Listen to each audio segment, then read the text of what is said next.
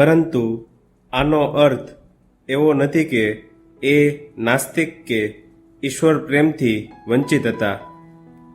શ્રી રામકૃષ્ણના ભજનોના શબ્દોનો અર્થ એ જાણતા નહીં, છતાં પણ એની અંદરની વ્યાકુળતાનો ભાવ તેમના હૃદયને સ્પર્શતો અને ભજન સાંભળતા એમની આંખોમાં ઘણીવાર આંસુ આવી જતા.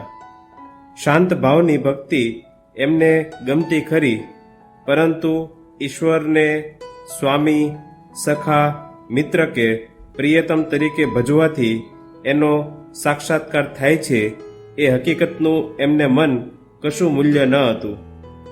આ દ્રષ્ટિએ ભક્તિરસથી દ્રવી જતા ભક્તની ચેષ્ટાઓમાં એ કેવળ વેવલાપણાનું દર્શન કરતા અને ઉપહાસપૂર્વક બોલી ઉઠતા કે એવી રીતે તે વળી મુક્ત થઈ શકાતું હશે. ઘણીવાર આ બાબત વિશે એ શ્રી રામકૃષ્ણ સાથે ચર્ચામાં પણ ઉતરતા.